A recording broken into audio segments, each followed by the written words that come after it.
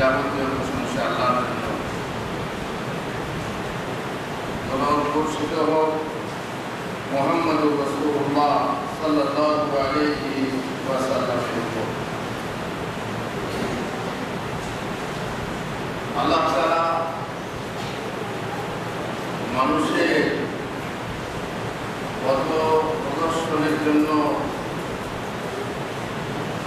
মানুষের জীবনে সকল সমস্যার সমাধানের জন্য তিনি কোরআন পাঠিয়েছেন। কোরআন তেলাওয়াত করতে বলেছেন, কোরআনের মানে বুঝে আমল করতে বলেছেন। আমরা অনেক সময় কোরআন পাঠ করি, কোরআনের মানে বুঝি না। কোরআন তেলাওয়াত করি, কোরআনের উদ্দেশ্য বুঝি না। কোরআন পাঠ করি, কোরআনের ভিত্তি বুঝি না। আর তার মানে হলো যে আমরা কোরআন যা পড়ি তা বুঝি না। নারকেলের খোসার উপরে নারকেলের যে মানুষ চাকি আছে যাকে বলে, তার উপরে আমরা কামড় দিই, যে কামড়ে দাঁতও ভেঙে যেতে পারে। ভিতরে যে সাদা শ্বাস আছে সেই শ্বাসে পৌঁছতে পারি না, ফলে আমরা নারকেলের মজা বুঝি না, নারকেলের স্বাদ আমরা গ্রহণ করতে পারি না।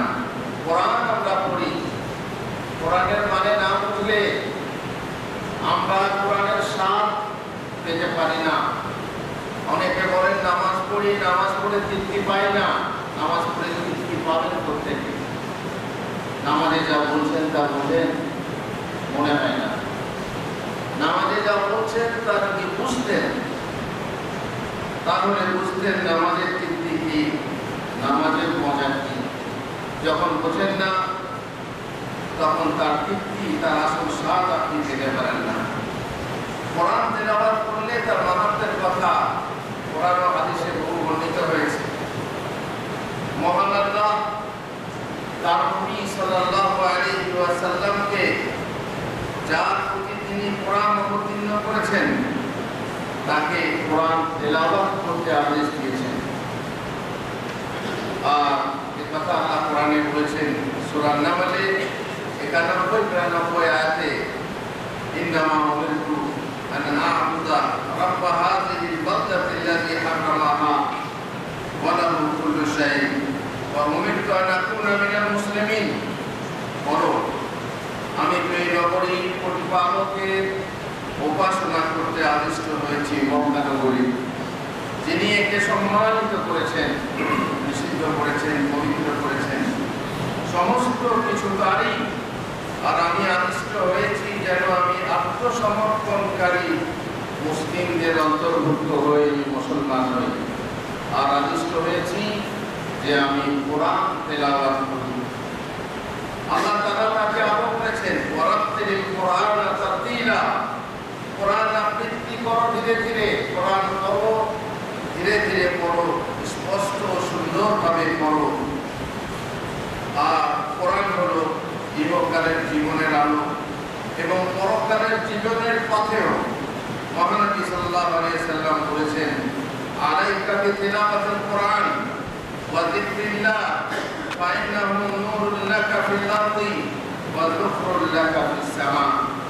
তুমি কোরআন তেলাওয়াত করো এবং আল্লাহর জিকির করতে থাকো, কারণ তা পৃথিবীতে তোমার জন্য আলো। কোরআন তোমার জন্য পৃথিবীতে আলো এবং আকাশে তোমার জন্য সঞ্চিত গুপ্ত ধন, পরকালের জন্য সেই ধন তোমার কাজে লাগবে।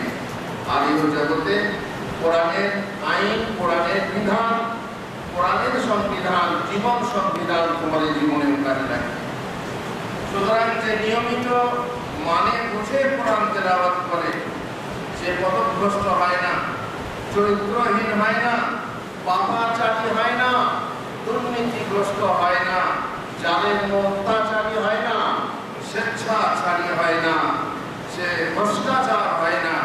যেহেতু যার সাথে আলো থাকে সে অন্ধকারে ভয় পায় না, যার সাথে আলো থাকে সে তার অন্ধকার কোনো ক্ষতি করতে পারে না। তার নিকট থেকে ভ্রষ্টতা, চরিত্রহীনতা, পাপাচারিতা ইত্যাদির অন্ধকার দূরে সরে যায়। যে ঘরে কোরআন তেলাওয়াত হয়, আসমানবাসীর কাছে যে ঘর সে ঘর আল্লাহর কাছে একটি তারকা, আসমানবাসীর কাছে সে ঘর একটি তারকা। মহানবী সাল্লাল্লাহু আলাইহি ওয়াসাল্লাম বলেছেন, ইজআলু মিন সালাতিকুম ফি বুয়ুতিকুম ওয়া লা তাজআলুহা আলাইকুম কুবুরা কামা ইত্তাখাযাতিল ইয়াহুদু ওয়ান নাসারা ফি বুয়ুতিহিম কুবুরা ওয়া ইন্নাল বাইতা লা ইতলা ফীহিল কুরআন ফালা ইয়াতারাআ লি আহলিস সামাই কামা তাতারাআ আন-নুজুমু লি আহলিল আরদ। তোমরা তোমাদের নফল নামাজের কিছু অংশ ঘরে গিয়ে আদায় করো, আর তার ঘরকে কবর বানিয়ে নিও না। কবরে নামাজ হয় না, কবরস্থানে নামাজ হয় না। তোমার ঘরকেও কবর বানিয়ে নিও না যে সেখানে নামাজ পড়বে না। ফরজ নামাজ পুরুষ মানুষ জামাতে পড়ো, আর নফল নামাজ যথাসম্ভব ঘরে পড়ো, যদিও ঘরে মহিলারা নামাজ পড়ে। আর ইহুদি খ্রিস্টানরা তাদের ঘরের মধ্যে কবর বানায়, তাদের মতো তোমরা হইও না। আর অবশ্যই যে ঘরে কোরআন তেলাওয়াত করা হয় সে ঘর আসমানবাসীর নিকট পরিদৃষ্ট হয়, যেমন পৃথিবীবাসীর নিকট তারকারাজি পরিদৃষ্ট হয়। চকচক করে আসমানবাসীর কাছে পৃথিবীর এই ঘর। এই পৃথিবীর অন্ধকার যখন হয়, আসমানবাসী তারার মতো দেখতে পায় পৃথিবীর একটা ঘর থেকে যেন আলো আসছে, সে ঘর যেন একটা তারকা। যেমন পৃথিবীবাসী উপরের আকাশের দিকে রাতের বেলায় তাকালে বিভিন্ন তারকা দেখতে পায়, আর এই পৃথিবীর বুকে সেই ঘর আসমানবাসীর জন্য তারকা রূপে দৃষ্ট হয় যে ঘরে কোরআন তেলাওয়াত হয়। এই কিতাবের তেলাওয়াত যাকিরের জিকির ও আবেদের ইবাদত। এর একটি অক্ষর পাঠ করলে 10টি সওয়াব লাভ হয়। এ কথা আমরা আগের খুতবাতে আলোচনা করেছি। নিঃসন্দেহে আল্লাহ ভক্ত বান্দাদের জন্য এ হলো সওয়াব অর্জনের বিশাল ওসিলা। কাজে দেবে সেদিন, যেদিন নেকি গদি ওজন করা হবে, যেদিন যার নেকির পাল্লা ভারী হবে সে তো সন্তোষময় জীবনে সুখে থাকবে, কিন্তু যার পাল্লা হালকা হবে তার প্রাণ হবে হাবিয়া গজব। রাতে 100টি আয়াত তেলাওয়াত করলে তাহাজ্জুদের সওয়াব লাভ হয়। 100টি আয়াত যদি আপনি তেলাওয়াত করেন নামাজ ছাড়া, নামাজের বাইরে 100টা আয়াত পড়ে আপনি ঘুমান, তাহাজ্জুদের সমান সওয়াব লাভ হবে। মহানবী সাল্লাল্লাহু আলাইহি ওয়াসাল্লাম বলেছেন, মান কারা মিয়াতা আয়াতিন ফি লাইলা কুতিবা লাহু কুনুতু লাইলা। যে ব্যক্তি এক রাতে 100টি আয়াত পাঠ করবে সে ব্যক্তির আমলনামায় ওই রাত্রির কিয়াম বা নামাজের সওয়াব লিপিবদ্ধ করা হবে। শুধুমাত্র কোরআন পড়লে আপনার তাহাজ্জুদের সওয়াব হয়ে যাবে। ভেবে দেখুন, মাত্র 10টি আয়াত পাঠ করলেও কত সওয়াবের অধিকারী হওয়া যায়।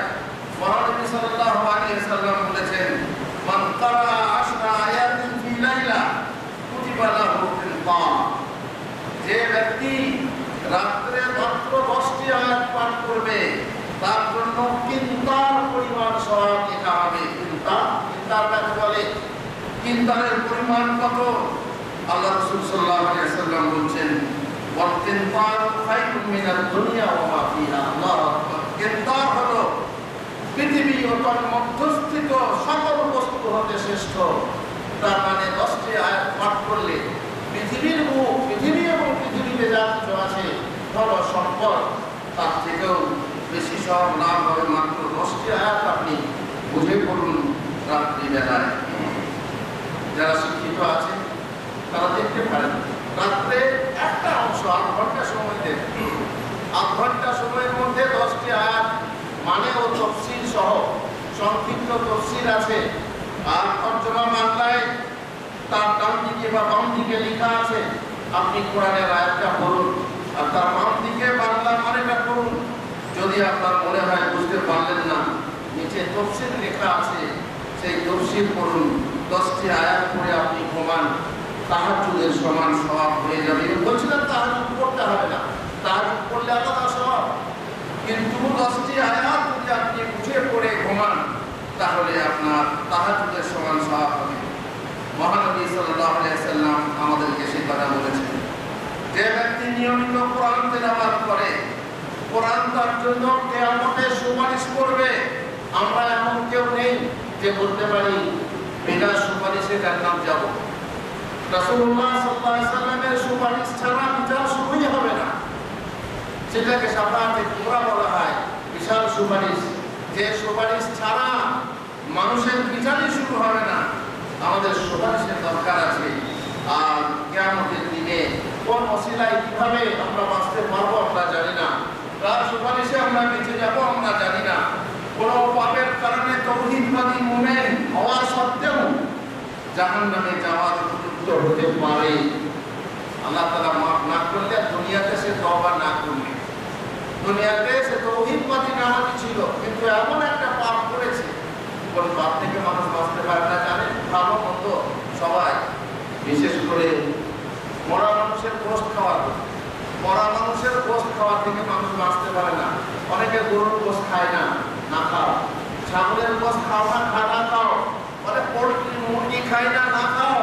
কিন্তু মরা ভাইয়ের গোশতটা, মৃত ভাইয়ের গোশতটা খাওয়া ছাড়া তোমার কোনো উপায় নেই। দেখবে তুমি মরা ভাইয়ের গোশত খাচ্ছ, শুধু খাচ্ছ তাই না, মসজিদে বসে খাচ্ছ। আরে মসজিদে বসে নয়, কত লোককে দেখে এলাম কাবার মসজিদে বসে, সামনে কাবার কালো ঘর থাকা সত্ত্বেও সেখানে বসে মরা ভাইয়ের গোশত খাচ্ছে। সেটা হচ্ছে কি, মুসলমান ভাইয়ের গীবত করছে, গীবত চর্চা করছে, পরচর্চা করছে, পরনিন্দা করছে, আর তারপরে সে মরা ভাইয়ের গোশত খাচ্ছে। এই যে আমাদের অবস্থা, এই অবস্থায় আমরা জাহান্নামে যাওয়ার উপযুক্ত হতে পারি তওবা না করে মারা গেলে। হঠাৎ করে যদি আকস্মিক মরণ আসে, অ্যাক্সিডেন্ট হয়ে মারা গেল, তওবা করার সুযোগ পেল না। আত্মহত্যা করে মারা গেল, তওবা করার সুযোগ পেল না। হার্ট অ্যাটাক করে মারা গেল, তওবা করার সুযোগ পেল না। তেমনি যদি আরো কোনো দুর্ঘটনায় মরে কিংবা ব্রেন স্ট্রোক করে মরে, তাহলে তওবা করার সুযোগ পাওয়া যায় না, বললো আর মরল। সেই ক্ষেত্রে তার গুনাহ তার ঘাড়ে থেকে যাবে।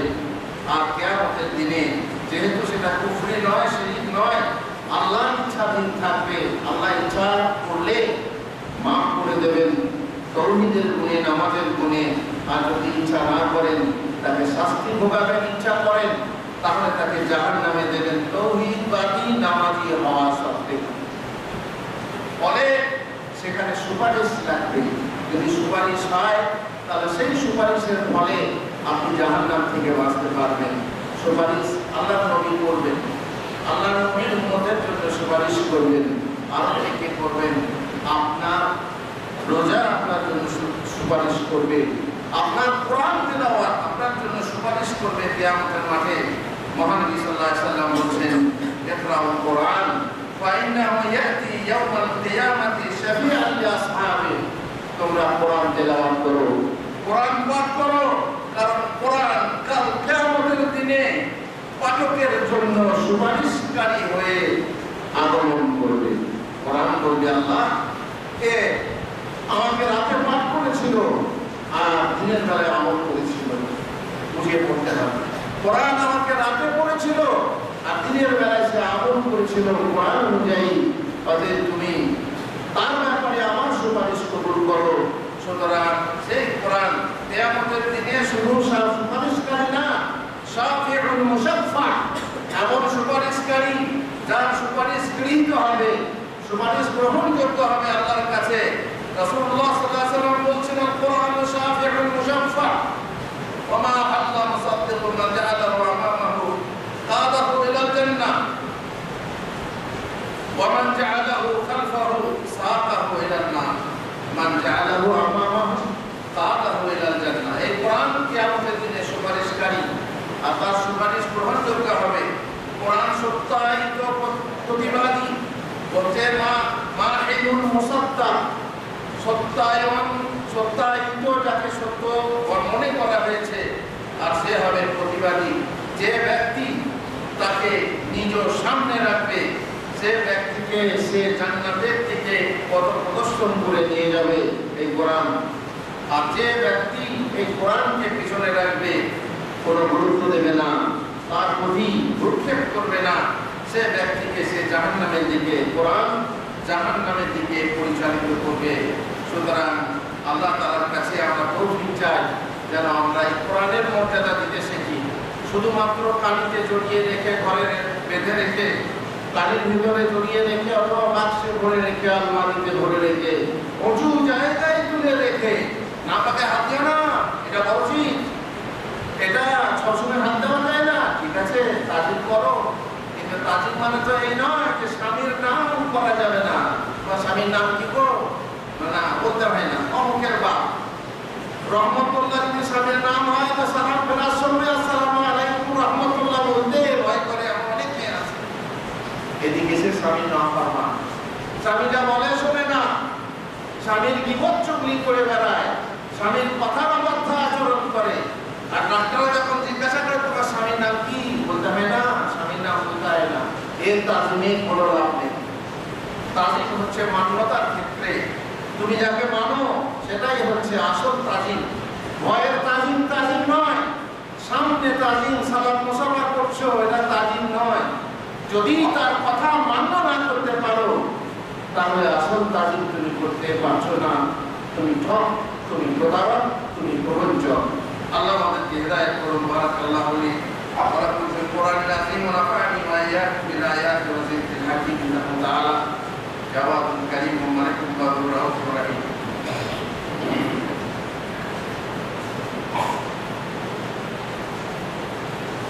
আলহামদুলিল্লাহি রাব্বিল আলামিন ওয়াস সালাতু ওয়াস সালামু আলা রাসূলিল কারীম ওয়া আলা আলিহি ওয়া সাহবিহি আজমাইন। বিশেষ করে যারা রাতে তেলাওয়াত করে তাদের জন্য কোরআন সুপারিশ করবে কিয়ামতে। বিশেষ করে যারা রাতে কোরআন তেলাওয়াত করে, মহান নবী সাল্লাল্লাহু আলাইহি ওয়াসাল্লাম বলেছেন, আসিয়াম ওয়াল কোরআন ইয়াশফাআনি লিল আবদি ইয়াওমাল কিয়ামাহ। ইয়াকুলু সিয়াম ওয়া রাব্বি মানা'তুহু আত-তা'আমা ওয়াশ-শাহওয়াতি বিন-নাহার ফাশফি'নি ফীহি। ওয়া ইয়াকুলু আল-কুরআন মানা'তুহু আন-নাওমা বিল-লাইলি ফাশফি'নি ফীহি। বাবা ফায়শফাআন। কিয়ামতের দিন রোজা আসবে, রোজা এবং কোরআন বান্দার জন্য সুপারিশ করবে। রোজা বলবে, হে প্রতিপালক, হে আমার প্রতিপালক, আমি ওকে দিনে পানাহার করতে দিইনি, যৌন কর্ম থেকে ওকে বিরত রেখেছিলাম, সুতরাং ওর ব্যাপারে আমার সুপারিশ গ্রহণ করো। আর কোরআন বলবে, হে আমার রব, আমি ওকে রাত্রে ঘুমোতে দিইনি, আমার তেলাওয়াত করতে করতে তার ঘুম কম হয়েছিল, রাত্রে আমি ঘুমাতে দিইনি, সুতরাং ওর ব্যাপারে আমার সুপারিশ গ্রহণ করো। নবী সাল্লাল্লাহু আলাইহি ওয়াসাল্লাম বলেন, অতএব উভয়ের সুপারিশ আল্লাহর দরবারে গৃহীত হয়ে যাবে। কোরআন তেলাওয়াত এমন মাহাত্ম্যপূর্ণ ফজিলতের আমল যা করলে ফেরেশতা উপস্থিত হন। বিশেষ করে রাতে কোরআন পড়লে ফেরেশতাগণ তা শ্রবণ করেন। মুসাইব বিন হুযাইর এক রাতে তার আস্তাবলে কোরআন পড়ছিলেন, অকস্মাৎ তার ঘোড়াটি লাফিয়ে উঠল। তিনি পুনরায় পড়তে লাগলেন, ঘোড়াটিও পুনরায় লাফিয়ে উঠল। তিনি পুনরায় পড়তে লাগলেন, ঘোড়াটি আবারও লাফিয়ে উঠল। তিনি বলেন, এর ফলে আমার আশঙ্কা হলো যে পাশে শুয়ে থাকা আমার ছেলে ইয়াহিয়াকে হয়তো পা দ্বারা মারিয়ে ফেলবে। সুতরাং আমি ঘোড়াটার নিকট উঠে গেলাম। তখন হঠাৎ দেখলাম আমার মাথার উপর মেঘ বা চাঁদোয়ার মতো কিছু রয়েছে, যার মাঝে প্রদীপের মতো কিছু শূন্যে ছুটে রয়েছে। পরিশেষে তা আমার অদৃশ্য হয়ে গেল, মিলিয়ে গেল। আমি সকালে রাসূলুল্লাহ সাল্লাল্লাহু আলাইহি ওয়াসাল্লামের কাছে গিয়ে বললাম, হে আল্লাহর রাসূল, গতকাল মধ্যরাত্রে যখন আমি আমার আস্তাবলে কোরআন পড়ছিলাম, তখন অকস্মাৎ আমার ঘোড়াটি লাফিয়ে ওঠে। রাসূলুল্লাহ সাল্লাল্লাহু আলাইহি ওয়াসাল্লাম বললেন, হে ইবনে হুযাইর, তুমি পড়তে থাকতে। আমি বললাম, আমি পড়লাম, তারপর আমার ঘোড়াটি লাফিয়ে উঠল। রাসূলুল্লাহ সাল্লাল্লাহু আলাইহি ওয়াসাল্লাম বললেন, হে ইবনে হুযাইর, তুমি পড়তে থাকতে। আমি বললাম, আমি পড়লাম, তারপরে আবার ঘোড়াটি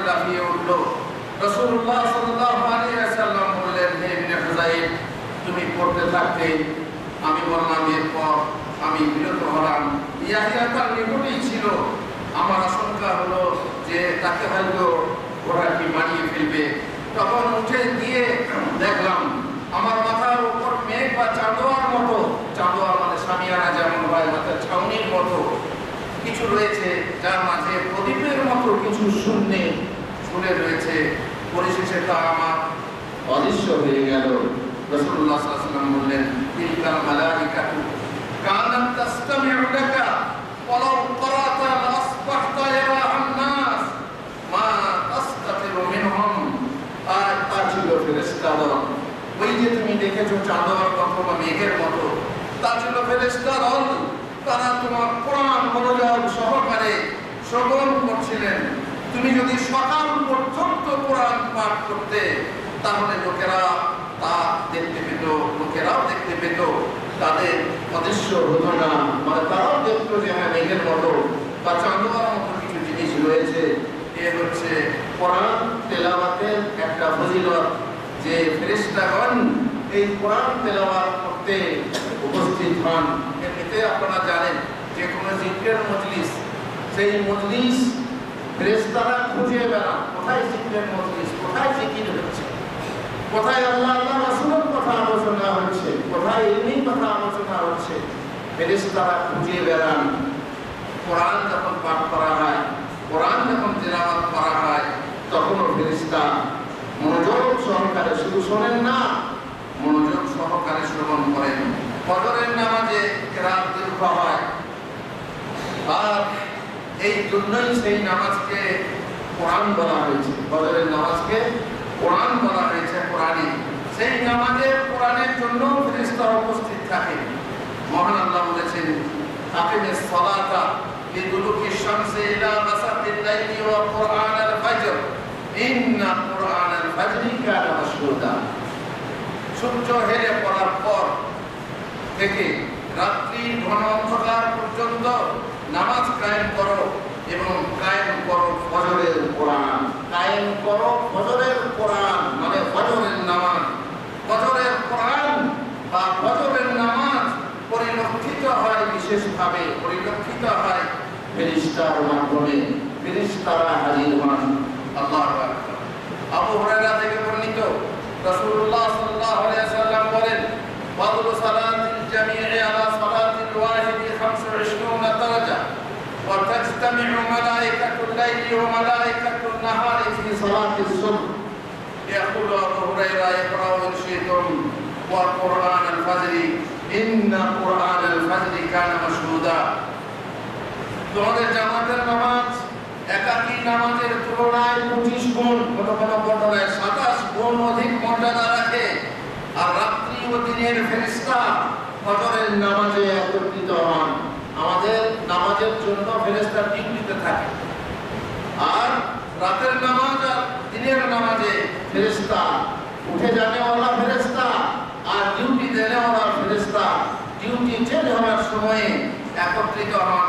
উক্ত হাদিস বর্ণনার পর আবু হুরায়রা বললেন, তোমাদের ইচ্ছা হলে তোমরা কোরআনের এর সমর্থনে কোরআনের আয়াতটা পড়ে নাও, ওয়া কুরআনাল ফাজর ইন্না কুরআনাল ফাজরি কানা মাশহুদা। অর্থাৎ কায়েম করো ফজরের নামাজ, নিশ্চয়ই ফজরের নামাজে ফেরেশতা হাজির হয়, যে নামাজে আমাদের মধ্যে অনেক মানুষই হাজির হতে পারে না। কারণ সেই নামাজ হচ্ছে মুনাফিকের জন্য বড় ভারী নামাজ, মুনাফিকের জন্য বড় কঠিন নামাজ। তাই সব নামাজ কোনো রকম চলে, ফজরের নামাজ বেশি রকম ভুল হয়ে যায়। অধিকাংশ মানুষ জামাতে হাজির হতে পারে না, যদিও বাড়িতে উঠে গামছা গায়ে দিয়ে 2 রাকাত পড়ে নেয়, 4 রাকাত পড়ে নেয়, মসজিদে হাজির হতে পারে না, কারণ সবাই পারে না। এই মুনাফিক নামাজ, মুনাফিকের উপরে এই নামাজ খুব ভারী নামাজ। সুতরাং কোরআন তেলাওয়াত করুন, কোরআন তেলাওয়াত করুন ফজরের সময়, কোরআন তেলাওয়াত করুন রাত্রের সময়, কোরআন তেলাওয়াত করুন আপনার অবসর সময়। যখন অবসর আছে, আপনি বসে আছেন, তখন আপনি কোরআন তেলাওয়াত করুন। আবারও তাকিদের সাথে বলছি, যারা শিক্ষিত মানুষ তারা কোরআন তেলাওয়াত করুন, কোরআন বুঝে পড়ুন। 8 ঘন্টা সময় দেন, বেশি না, 8 ঘন্টা সময় আপনি বুঝে পড়ুন, তর্জমা সহ পড়ুন। তর্জমা বুঝতে না পারলে নিচে তাফসীর লেখা আছে, তফসিল দেখে নিন, আল্লাহ তাআলা আপনাকে আলো দান করবেন, আল্লাহ তাআলা আপনাকে হেদায়েত দান করবেন। আল্লাহ তাআলা সবাইকে তৌফিক দেন। আমাদের তালিম আমরা যারা শিক্ষা শিখতে এসেছি তারা কোরআনই শিখতে এসেছি। কোরআন এমনভাবে শিখতে হবে যেন কোরআন আমরা বুঝে পড়ি। সাহাবাদের মধ্যে ছিল আমরা কোরআন মুখস্থ করতাম, কোরআনের মানে বুঝে নিতাম, আমল না করা পর্যন্ত আর কোরআন আর আগে বাড়তাম না যতক্ষণ না আমল করেছি। সেই রকম আমাদেরকে করতে হবে যে আমরা পড়ছি, কোরআন মুখস্থ করছি। বাপ মায়ের মাথায় কিয়ামতে মুকুল দেবো তার জন্য শুরু নয়, আর এই হাদিস সহিও নয়। সুতরাং কোরআন মুখস্থ করছে আল্লাহর দ্বীনকে কায়েম রাখার জন্য, কোরআনকে কায়েম রাখার জন্য আল্লাহ যদিও তার দায়িত্ব নিয়েছেন আমাদের মাধ্যমে, সেই কোরআন বাকি থাকবে, আমাদের মাধ্যমেই সেই ইসলাম বাকি থাকবে, দ্বীন বাকি থাকবে। আল্লাহ তুমি আমাদেরকে তৌফিক দাও। আল্লাহুম্মা সাল্লি আলা মুহাম্মাদ ওয়া আলা